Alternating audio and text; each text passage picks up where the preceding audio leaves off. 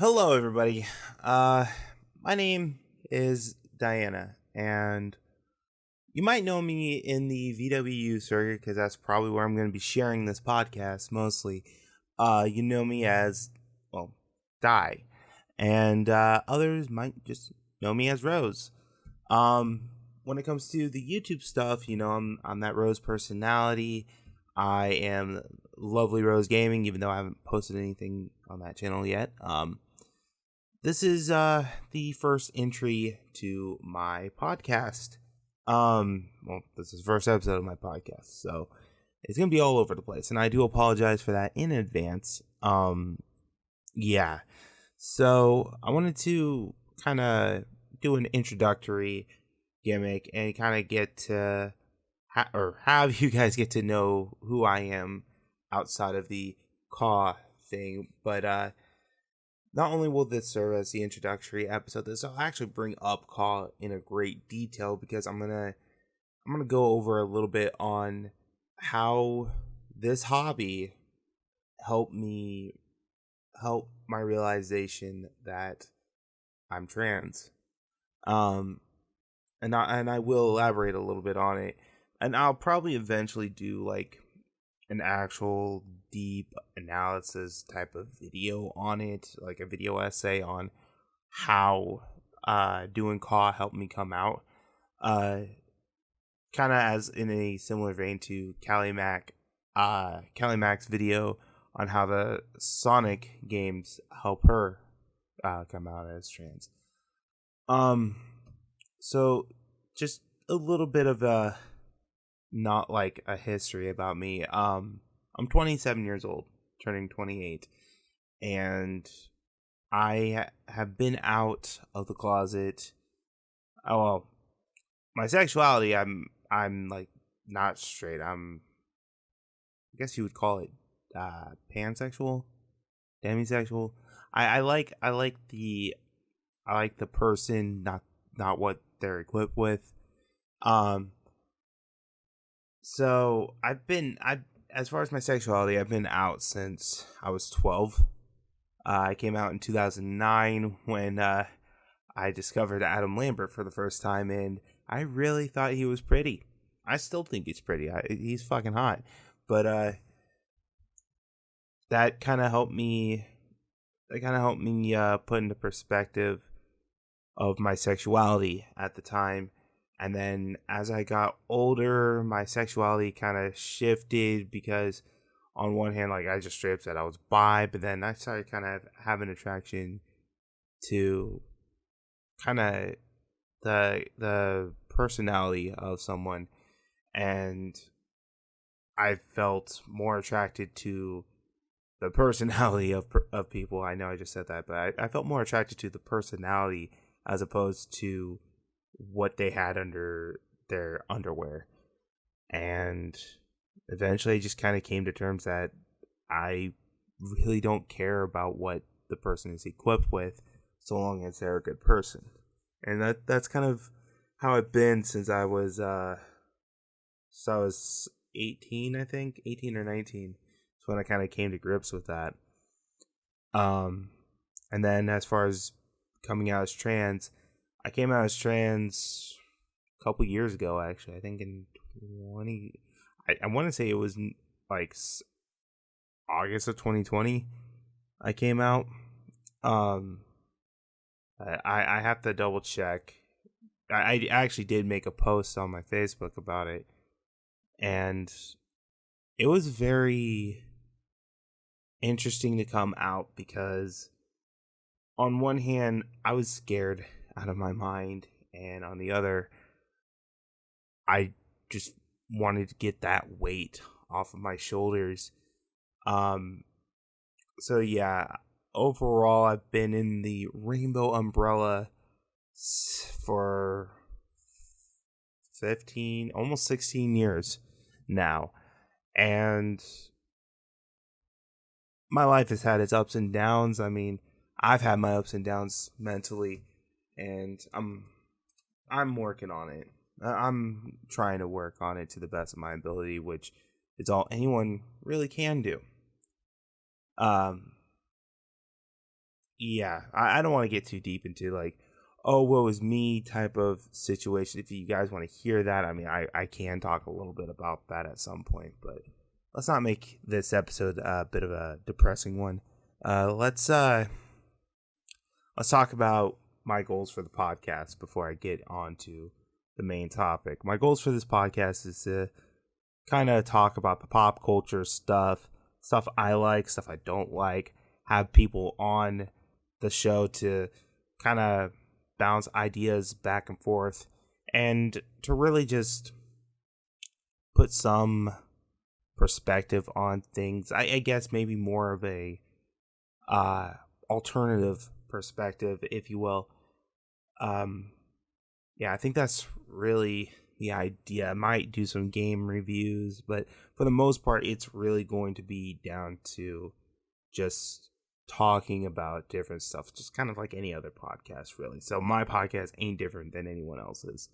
And what actually inspired me to just jump on Podbean and record this podcast was actually my buddy Darius, or D-Wall.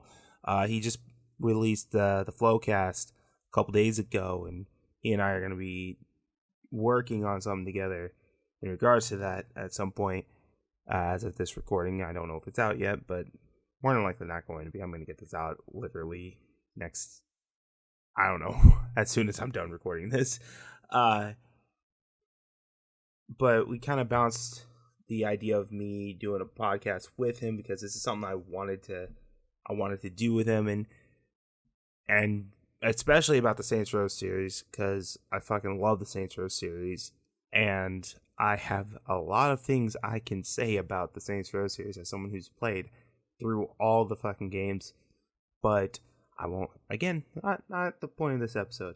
But I eventually want to kind of bring in people to, just interview or do a collaborative review on something, do a discussion, just simple things, even just like as simple as like, oh, Mario Bros. 1, great game. Yeah, it is a great game. It's just stuff like that. Just something simple, and stuff. Eventually, I'd like to make this bigger, but in due time. Okay, so here's the meat and potatoes of this episode. How in the hell did a hobby like CAW help me come out as trans? And honestly, there's a few ways I can answer that, and I'm not sure if any of them would be the necessarily correct way, because there was a lot of stuff going on in my head in regards to my identity at the time, and I just feel like at the time I felt like I didn't feel happy identifying as a man at all. And for a while I was gender fluid. I came out as gender fluid because I felt more comfortable being feminine. But I knew that with my current living situation, I wasn't going to have a chance to really express that aspect of me, because I was working all the time, and part of me still is, but right now I'm in between jobs, so I got some free time. But at the time I was working constantly, and I didn't have a chance to really just express myself in a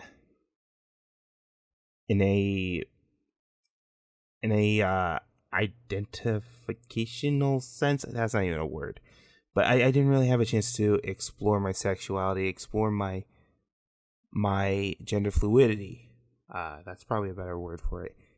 And it sucked for a while, because I was afraid that the second I came out to anybody, that I would be shunned and I would be told to go away and not come back. I was worried, and You would be surprised, but I was actually kind of scared that even my friends would shun me, and this is like a common fear that a lot of people who have this shift in their mentality, they're worried about how everyone is going to think. More importantly, the people close to them in their immediate lives will think. And it wasn't until my friend Chloe came out as trans, actually, that really opened my eyes and helped me come to grips with my own identity. And I met Chloe through this hobby known as CAW, Create a Wrestler. And what this was like we would have our own shows. They were essentially wrestling shows, but on a wrestling video game. You would record matches, you would edit it together, and make it feel like what you would watch on TV.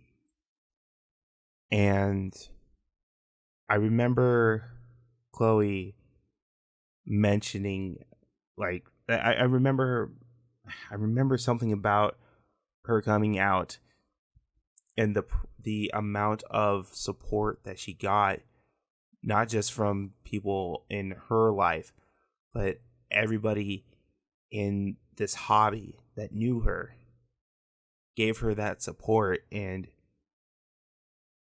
I think seeing that made me feel unafraid. It really helped me feel at ease to come out as trans. And I think if I've said this to her, and I put this on Facebook, if it weren't for Chloe, there would be no Diana Rose. And I really stand firm on that belief that if Chloe never came out, I think I would have remained hidden in the closet when it came to my identity. And another aspect on how this hobby really helped me come out was I would play around with my characters, try on different stuff. A lot of people do. A lot of people do this when they make their characters in the wrestling games. They'll try on different stuff. They'll do different styles to kind of see if that would fit their gimmick, the story, or what have you. And I was no different. I toyed around with my characters. I used my basic face for most of my characters, and it pretty much was a perfect template for my cause, so I didn't have to worry about too much. And then there was a day where I was like, I want to create a female character with my face on it. And so I threw together a female character with my face on it, and I think just seeing having a visual representation on how you would love to view yourself one day really helps in a lot of ways, because I guess I don't know how or why I went with making a character, and then like just feeling, I felt something. I felt a certain way when I was able to make my character the way I wanted to make her, and made me want to become my character. And there's a lot of people who do CAWs and want to be like their CAW personas. Kid Bandit is a good proponent in that. Xavier Woods, same way. How he wanted to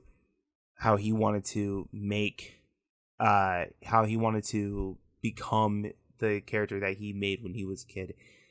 So that it was a very normal thing, but I think the way my mentality was at the time that I made this character, this Diana Rose character, it put into perspective the body the body type that I wanted, the look that I wanted, and just seeing the swagger of this character that had my face, but a body that I would love to have on myself one day. Like, it was different. It felt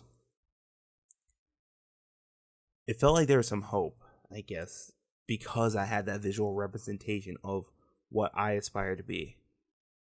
And after talking to Chloe, after Chloe's coming out, and after just kind of talking to my friends and just saying, I don't exactly feel much like a dude. I don't really feel like I feel more comfortable with my feminine side rather than my masculine side. And I was so conflicted about everything. And then it was Eddie Mack who I approached about this. No, I kind of approached people in this server that's no longer there about the situation, and was leaning towards like identifying as a woman. And I remember somebody asking me on the server, what would your name be if you were to come out? And that's when I settled on Diana, because at the time I was reading a lot of Wonder Woman, and I love Wonder Woman. Like, there was a point in time where I was obsessed with like Harley Quinn and Poison Ivy and Wonder Woman and Catwoman, but like I stopped being obsessed with most of those characters and started leaning towards the Wonder Woman character, because I just really liked Wonder Woman. Like, to me, she was my ideal hero, I guess. One that wasn't afraid to take the challenges head on, even if she didn't know what she was doing. She's an empowering character. And I think just that name, her name, Diana Prince, just resonated with me, and I said Diana. And my friend, the late great Eddie Mack, said, well, hello, Diana. And the stupid smile I had on my face that day made me realize I wasn't my dead name anymore. I'm now Diana Rose. And then I proceeded to make a post telling everybody I was no longer my dead name, and that I have a goal in mind to go through the process of therapy and then put myself in that position where I can get my surgery done, my top and bottom surgery. I wanted to change my life and work towards a healthier lifestyle, and to be mentally happy, to be happy in a body that I want to be in. And I guess the combination of Chloe coming out, me tinkering around with a video game, and my friend Eddie saying hello, Diana, towards me, those were the key components as to why I'm out of the closet as a trans woman, why I'm why I'm in a better mental space than I was once upon a time ago when I was still trying to figure out who I was. And most notably, that is why this hobby known as CAW was what helped me come out as trans.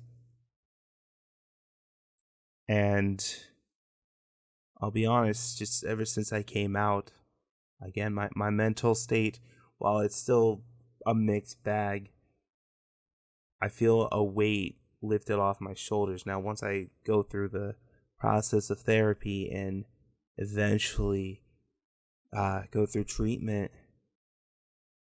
I'll feel different. I'll feel much different in a good way in comparison to how I feel now. Hopefully within the next year. My goal is before I'm 30. My initial goal is by the time I'm 30, I want to be at a healthy weight. I want to get my education, or at least my GED, get my license, and go through the transitioning process. That's a long journey, but with friends like Darius, with friends like Vinny, James, Charles, with friends like Jamal, friends like John, with friends like Matt,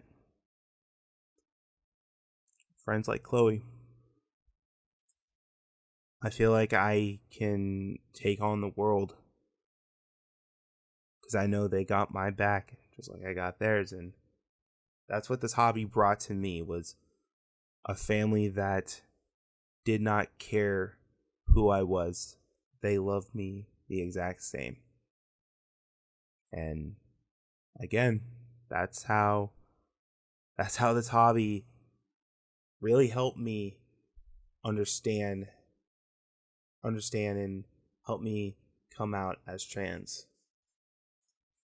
I know I got a little sappy here, and I apologize. I wasn't going to make this like a crazy long podcast because Podbean only allows me up to 5 hours, so I'm trying to milk those 5 hours as much as I can. But I figured a nice short and sweet one will do y'all good. You know, good drive to work, what have you. You could listen to this. I'm feeling a little bit emotional, I'm not gonna lie. I do want to say, if anyone has a similar story they would like to share at all, or even if, how do I say this? I want to reach out. I want to know if anyone that came out of the closet want to talk about what went through their mind when they came out.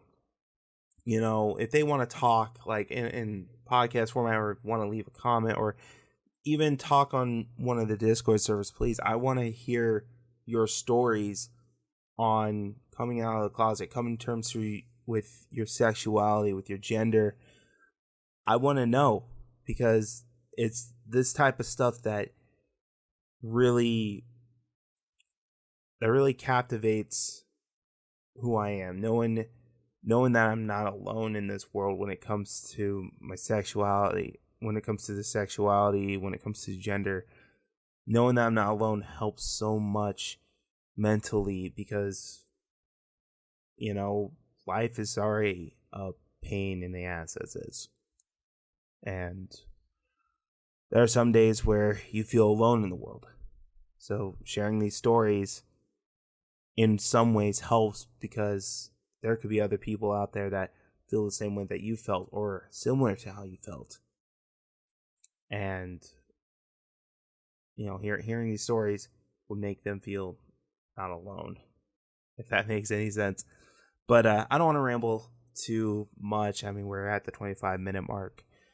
I think that's pretty much all I have to say in regards to how this hobby helped me come out as trans. Like I said, I'll probably do like a more detailed video essay style of stuff where it's scripted, and I'll probably elaborate a little bit better than how I did. This is more of off the cuff, in my head, just emotion, I guess.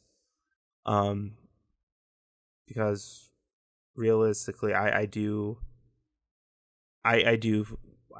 want to talk about this at some capacity, and I guess I was just tired of not doing it. I just said, fuck it, do it now, do it live, do it off the cuff. I just said, let's go. If you enjoyed listening to me ramble and you want to hear more, I do have stuff on the VW Gaming channel where I play video games. And I got my own YouTube channel if you guys want to check it out. I will try to be a little bit frequent on the podcast gimmick, and I will be posting this on YouTube at a later date, because I know Podbean won't let me go further than 5 hours without paying, and I don't feel like paying for it right now. But I hope you guys enjoyed listening to this. If you did, leave a review, leave a follow, and I will see you guys in the next episode of this podcast. I've been Diana Rose, the lovely Rose, and this has been the Lovely Rose Cast. I will see you guys in the next episode. Stay safe, peace, love, positivity. Be excellent to yourselves, and party on, dudes.